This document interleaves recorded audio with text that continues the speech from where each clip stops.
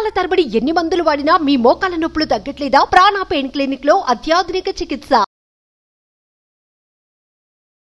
Welcome to సుమంటి నేను మీ సుమంటి వినాగ్. కోల్కతా ఇన్సిడెంట్కి సంబంధించినటువంటి వాటిల్లో ఈరోజు ఒక కీలక వ్యక్తిని కూడా అరెస్ట్ చేసినట్లు తెలుస్తుంది, అదుపులోకి తీసుకున్నట్లు కూడా తెలుస్తుంది. దానికి సంబంధించినటువంటి వాటిల్లో ఇనీషియల్ టైంలో ఒక నలుగురిని అరెస్ట్ చేయడం జరిగింది. ఇంకొకరిని కూడా అరెస్ట్ చేసినట్లయితే తెలుస్తుంది. దీనికి సంబంధించినటువంటి వాటిల్లో ఫర్దర్గా దీనికి సంబంధించి ఏ విధంగా ఉండే అవకాశం ఉంది అండ్ త్వరితగతిన జస్టిస్ కోరుకునేటువంటి వాళ్ళకి ఎలా ఉండబోతుంది అనేటువంటి ఈరోజు మనతో పాటు హైకోర్టు అడ్వకేట్ రవీంద్రనాథ్ గారు ఉన్నారు. వారి మాట్లాడి తెలుసుకుందాం. Hello sir. హాయ్ అండి నాగరాజ్ గారు. సార్, ఎప్పటి వరకు అంటే గడిచిన కొద్ది రోజులుగా మనం చూస్తూ ఉంటే దీనికి సంబంధించి ఆల్మోస్ట్ ఒక 2 నెలలు కూడా కావస్తుంది మనకి. అంటే ఒక 4 days ఆగితే దీనికి సంబంధించినటువంటి వాటిలో ఒక 2 months అయిపోతున్నట్లు కూడా తెలుస్తుంది మనకి. ఇప్పటి వరకు 9గురిని అరెస్ట్ చేశారు, కొత్తగా 5గురిని అరెస్ట్ చేయడం జరిగింది. దీని వెనక ఉండేటువంటి కారణాలు ఏంటి, ఏ విధంగా ఉండబోతుంది? నాగరాజ్ గారు, ఆగస్టు 9న ఈ సంఘటన ఏదైతే జరిగిందో దీనికి సంబంధించి ఆగస్టు 14వ తేదీ నాడు సుప్రీంకోర్టు దీని మీద సుమోటోగా తీసుకొని త్వరితగతిన విచారణ కూడా మొదలుపెట్టారు. అప్పటి నుంచి కూడా గైడెన్స్ ఇస్తూ ఉన్నారు. కానీ చాలామంది ఆలోచనలు ఏంటంటే ఈ విషయం మీద తొందరగా త్వరితగతిన జడ్జిమెంట్ వస్తే బాగుంటుంది, నిందితునికి కూడా ఎంత తొందరగా వీలైతే అంత తొందరగా శిక్ష పెడితే బాగుంటుంది, అభయకి న్యాయం జరుగుతుంది అన్నటువంటి కోణంలో చాలామంది అభిప్రాయపడుతున్నారు. నిజంగానే చాలామంది వాస్తవం, మేము కూడా ఆలోచిస్తుంది అది అందరం కూడా. అయితే తొందరలోనే ఇంకొక విశేషం ఏంటంటే చంద్రచూడ్ గారి యొక్క పదవీ విరమణ అంటే పదవీ విరమణ కాలం దగ్గరలోనే వస్తుంది. నవంబర్ 10వ తారీఖు నాడు వైవి చంద్రచూడ్ గారి యొక్క పదవీ కాలం ముగుస్తుంది. Next month November 10. అంటే ఈ రోజు కరెక్ట్గా చెప్పాలంటే 36 days ఉంది. 36 రోజుల్లోగా చంద్రచూడ్ గారి యొక్క పదవీ కాలం కూడా ముగుస్తుంది.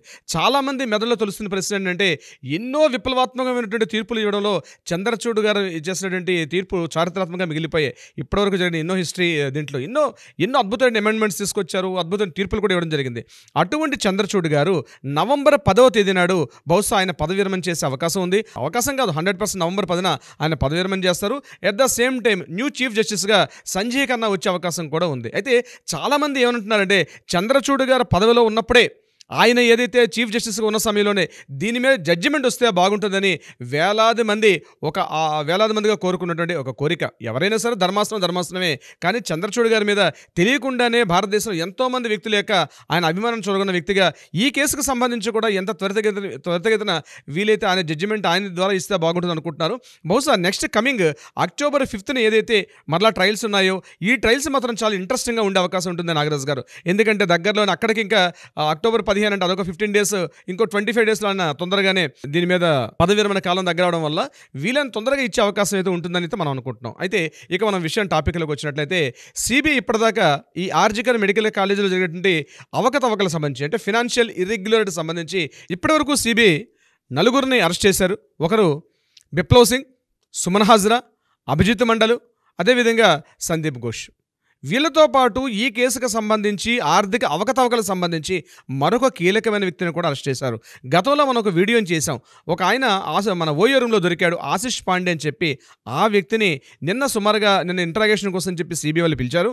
అతనికి సుమారుగా 8.5 గంటల పాటు కంటిన్యూస్గా ఇంటరాగేషన్స్ చేశారు. చేసిన తర్వాత నిన్న ఆయన నైట్ కస్టడీలో తీసుకున్నారు. ఈరోజు సెల్డా కోర్టులో ఆయన ప్రవేశపెట్టారు. బహుశా ఆయన్ని కూడా కస్టడీలో తీసుకొని జ్యుడిషియల్ కస్టడీయా లేకపోతే పోలీస్ కస్టడీ తీసుకుంటారని బహుశా మనం కొన్ని గంటల్లో తీసుకునే అవకాశం కూడా ఉంటుంది. అయితే ఈ ఆశిష్ పాండే ఎవరు, ఎందుకు ఇతను అరెస్ట్ చేశారు అన్న విషయాల్లోకి వెళ్తే ఆశిష్ పాండే అనే వ్యక్తి ముఖ్యంగా సందీప్ ఘోష్గా రైట్ హ్యాండ్ అన్న పేరు పడ్డ వ్యక్తి.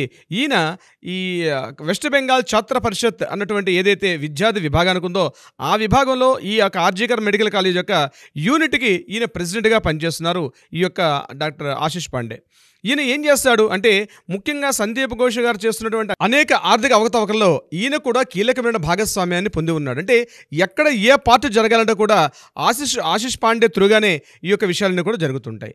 ఈ ఆశిష్ పాండే యొక్క మొబైల్ ఫోన్ తీసుకొని చూసినప్పుడు అందులో లెక్కకు మిక్కిలేనటువంటి ఎంతోమంది విఐపీల్స్, పొలిటీషియన్స్, వైద్యాధికారులు, అదేవిధంగా సందీప్ ఘోష్కు ఉన్నటువంటి కాంట్రాక్ట్లు ఎవరైతే టెండర్స్ పడతారో ఆ టెండర్లు పాడినటువంటి వ్యక్తులు, అదేవిధంగా స్టూడెంట్స్ విభాగంలో కూడా చాలామంది అమ్మాయిల ఫోటోలు, అంతేకాకుండా స్టూడెంట్స్ ముఖ్యంగా ఎవరైతే ఉంటారో ఈ ఛాత్ర పరిషత్ స్టూడెంట్స్లో వాళ్ళందరి యొక్క నంబర్స్ తోటి చాలా వల్గర్గా మాట్లాడుకుంటూ బ్లాక్మెయిలింగ్ చేస్తూ మిస్లీడ్ చేస్తూ బెదిరింపులు చేస్తూ రకరకాల యాజిటేషన్తో ఉన్నటువంటి కాల్స్ డేటా మొత్తం కూడా బయటపడింది ఆశిష్ పాండే సంబంధించి. అంటే ఫైనల్గా కరెక్షన్ మేనేజ్మెంట్ మనం ఏదైతే అనుకున్నామో సిబిఐ ఇంట్రాగేషన్లో చిట్ట చివరి భాగం కరెక్షన్ మేనేజ్మెంట్ ఏది అనుకున్నామో అందులో భాగంగా ఆశిష్ పాండే యొక్క నిన్న అతను తీసుకోవడం మాత్రం ఒక కీలక ఘట్టాన్ని చెప్పుకోవచ్చు. ముఖ్యంగా ఈ ఆశిష్ పాండే ఏం చేశాడంటే యాక్చువల్గా ఆగస్టు 9వ తేదీ నాడు ఏదైతే ఈ దుర్ఘటన జరిగిందో ఆ సమీపంలో అందరికన్నా ముందు ఆ ప్రదేశాన్ని సందర్శించిన వ్యక్తిగా అక్కడ ఉన్నటువంటి ఫొటోస్ మనకి కనిపిస్తున్నాయి. అదే కాకుండా ఈ సంఘటన జరిగిన తర్వాత ముందు రోజు రాత్రి ఆగస్టు 8వ తేదీ ఇతను ఓయో రూమ్లో ఉన్నట్టుగా కూడా తెలుస్తుంది. గోలాబరి అన్నటువంటి ఏరియాలో ఇతని యొక్క స్వస్థలం. ఆ ప్రాంతాన్ని పోలీసులు విజిట్ చేసేసరికి అప్పటి నుంచి కంప్లీట్గా అబస్కాండ్లో ఉన్నాడు ఈ యొక్క ఆశిష్ పాండే.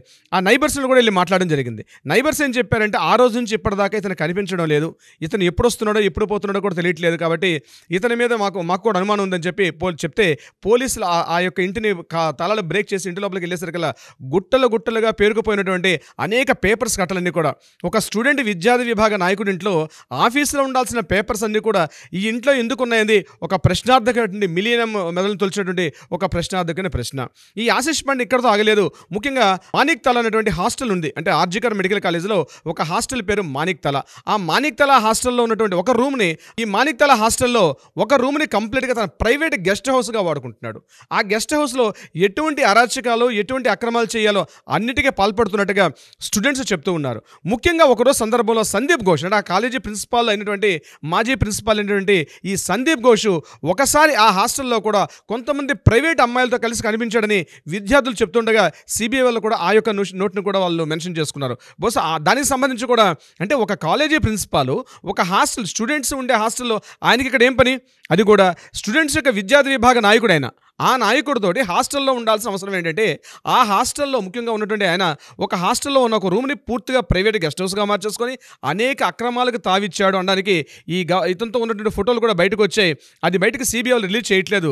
దానికి సంబంధించి కొంతమంది స్టూడెంట్స్ ఇంటరాగేట్ చేస్తే ఆ ప్రిన్సిపాల్ కూడా ఆ రూమ్లో ఉన్నటువంటి కొన్ని అసభ్యకర రీతిలో ఉన్నటువంటి ఫొటోస్ కూడా వెలుగులోకి వచ్చే అవకాశం కూడా ఉంది. దీనికి సంబంధించి ఆ మాణిక్ తల హాస్టల్ సంబంధించి. ఇదే కాకుండా ఆశిష్ పాండే ముఖ్యంగా అతన్ని ఇంటరాగేట్ చేసినప్పుడు అతని యొక్క ఆర్థిక అవకతవకలు మాట్లాడుతుంటే అతను చెప్పినటువంటి సమాధానాలు ఏవైతే ఉన్నాయో ఎక్కడా పొంతలు లేనట్టు సమాధానం. ముందుగా మాట్లాడినప్పుడు అతనికి నాకు ఈ కాలేజీలో సంబంధం లేదు, నేను కేవలం విద్యార్థి విభాగ నాయకుడిని తప్పించుకునే ప్రయత్నం చూపించాడు. కానీ పోలీసులు తమదైన స్టైల్లో ఎప్పుడైతే 3rd డిగ్రీ ప్రయోగించడం మొదలుపెట్టారో ముఖ్యంగా ఫోన్ని కస్టడీలో తీసుకున్నారు కాబట్టి ఆ ఫోన్ యొక్క ఎవరితో మాట్లాడావు, ఈ ఫోన్ ఎవరి నెంబర్ది, ఈ ఫోన్తో ఎందుకు మాట్లాడావు, ముఖ్యంగా ఆగస్టు 9వ తేదీ ఉదయం 10:30 సందీప్ ఘోష్తో మాట్లాడాల్సిన ఆవశ్యకత ఉంది. సందీప్ ఘోష్ ఎందుకు గైడ్లైన్స్ ఇస్తున్నాడు, నీకు ఏ గైడ్లైన్స్ ఇచ్చాడు, ఎవరెవరిని కలవమని చెప్పాడు, ఇవన్నీ విషయాలు మాట్లాడుతుంటే అతను ఏమీ మాట్లాడలేకపోయాడు. సో ఇతన్ని పూర్తిగా మామూలుగా ఇంటరాగేట్ చేస్తే సరిపోదని చెప్పి సెల్డా కోర్టుకు సంబంధించి ఇతన్ని ప్రొడ్యూస్ చేసి ఇతన్ని అరెస్ట్ చేయడం కూడా జరిగింది. ముఖ్యంగా ఇతను ఈరోజు కోర్టులో అతను పోలీస్ కస్టడీలో తీసుకున్న తర్వాత ఇతను ఇంటరాగేట్ చేసిన తర్వాత మరికొన్ని విస్తుగొలిపే విషయాలు కూడా బయటకు వెలుగులోకి వచ్చే అవకాశం కూడా ఉంది.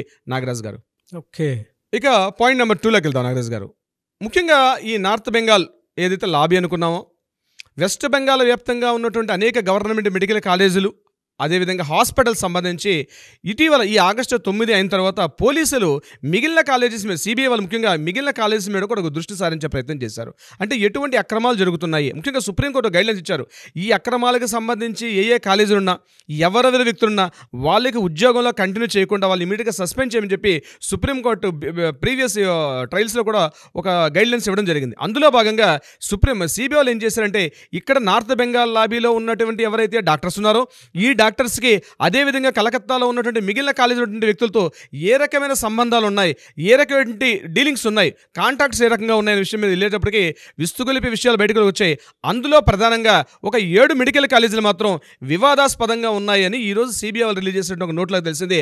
ఆ 7 కాలేజీల యొక్క పేర్లు నేను మీతో వివరించే ప్రయత్నం చేస్తాను నాగరాజు గారు. Okay sir. ముఖ్యంగా north Bengal medical college and hospital, రెండోది Midnapore medical college and hospital, మూడోది Burdwan medical college and hospital, నాలుగవది Rampurhat medical college and hospital, ఐదవది జేఎన్ఎం హాస్పిటల్, ఇది కళ్యాణ్లో ఉంటుంది, ఇది కూడా చాలా కాంట్రవర్షియల్గా ఉంది. ఆరోది Nadia medical college and hospital, ఏడవది ఎంజేఎన్ మెడికల్ కాలేజ్, ఇది కుచ్ బెహార్లో ఉంటుంది. ఇది కూడా చాలా వివాదాస్పదమైనటువంటి ఈ 7 కాలేజీ లిస్టును కూడా ఇచ్చారు. ఈ 7 కాలేజీ ఎందుకు వివాదాస్పదం అయినాయి అంటే, ఎప్పుడైతే ఆగస్టు 9న జరిగినటువంటి ఈ సంఘటన జరిగిన తర్వాత ఇక్కడ స్టూడెంట్స్ని ప్రమోట్ చేసే విషయంలో కానీ, అదేవిధంగా నర్సింగ్ సిబ్బందికి డ్యూటీని అలర్ట్ చేసే విషయంలో కానీ పూర్తిగా అవినీతి, లంచగొండితనానికి చాలామంది పాల్పడినట్టుగా ఇక్కడ స్టూడెంట్స్ అందరూ కూడా బయటకు వచ్చి సిబిఐలకు తమ ఇండివిజువల్గా ఉన్నటువంటి తమ ఒక రెఫరెన్స్ లెటర్స్ ఇవ్వడం జరిగింది. మా కాలేజీలో కూడా ఇటువంటి ఆర్థిక అవకతవకలు జరుగుతున్నాయని చెప్పి, మేము అమౌంట్ పే చేస్తే కానీ ఈ కాలేజీలో మాకు ప్రమోషన్ చేయట్లేదు, మా సర్టిఫికేట్స్ ఆపేస్తున్నారు, ఈవెన్ దో మేము ఫస్ట్ ఇయర్ పాస్ అయినప్పటికి కూడా మా సర్టిఫికేట్స్ మాకు హ్యాండ్ ఓవర్ చేయకుండా వాళ్ళ హ్యాండ్ ఓవర్లోనే ఉన్నాయి అని చెప్తూ వాళ్ళు ఎవిడెన్సెస్, ప్రూఫ్స్ అని సబ్మిట్ చేస్తే విస్తుపోవడం వంతు సిబిఐ వాళ్ళకి అయింది. అంటే అరాచకాలకి, అక్రమాలకి, అవినీతికి పుట్ట ఏంటంటే ఆర్జికర్ మెడికల్ కాలేజ్. ఈ 7 కాలేజీలతో పాటు ఆర్జికర్ మెడికల్ కాలేజ్ 8 కాలేజీలని పూర్తిగా నార్త్ బెంగాల్ లాబీ అనుకున్నాం, ఏదైతే వెస్ట్ బెంగాల్ మెడికల్ ఒక లాబీ ఏదైతే అనుకున్నామో వీళ్ళు పూర్తిగా తమ కంట్రోల్లో పెట్టి అటు మెడికల్ హెల్త్ డిపార్ట్మెంట్లో ఉన్న ఆరోగ్య శాఖకి వీళ్ళకి ఒక రైవల్ నడుస్తుంది. ఎప్పుడైతే ఆర్జికర్ మెడికల్ కాలేజీలో ఈ సంఘటన జరిగింది కాబట్టి ఈ విషయాలన్నీ వెలుగులోకి వస్తున్నాయి, కానీ లేకపోతే ఎక్కడికక్కడ అవినీతికి, అక్రమాలకి, అక్రమార్జన కేసులకి, అక్రమాస్తులు కూడబెట్టుకోవడానికి ఇక్కడ ఉన్నటువంటి వైద్యాధికారులు అయితేనేమి, ఆఫీసర్స్ అయితేనేమి, డాక్టర్స్ అయితేనేమి ఎవరి స్థాయిలో వాళ్ళు నిట్టనిలున విద్యార్థులను దోచుకునే ప్రయత్నంలో సిద్ధహస్తులయ్యారు. వెరీ ఇంట్రెస్టింగ్ పాయింట్ నాగరాజు గారు. నిన్న మనం మాట్లాడుకున్నాం క్రై ఆఫ్ ద హవర్ అని చెప్పేసి ఒక స్టాచ్యూని అక్కడ ప్రదర్శించారు ఆర్జికర్ మెడికల్ కాలేజీలో. ప్రిన్సిపాల్ గారి యొక్క కాంపౌండ్ హాల్లో పీజీబీఎం గార్డెన్స్కి ఎదురుగుండా దాన్ని ప్రతిష్ఠించారు. దానికి సంబంధించి దీని మీద భిన్నాభిప్రాయాలు అయితే వెలుగులోకి వస్తున్నాయి. ముఖ్యంగా ఇటువంటి విగ్రహాలు నిజంగా జాతికి అవసరమా అని కొందరు, కాదు ఇట్లాంటి విగ్రహాలు ఉండకూడదని కొంతమంది. ఏదేమైనప్పుడు కూడా ఆర్జికర్ మెడికల్ కాలేజీలో ఇది అభయ యొక్క రెప్లికా కాదు, ఇది కేవలం ఆమె చిట్ట చివరి నిమిషంలో ఆమె పడినటువంటి మానసిక వేదన, ఆవేదన, ఒక ఆర్తనాదం వెలుగొల్పాలి.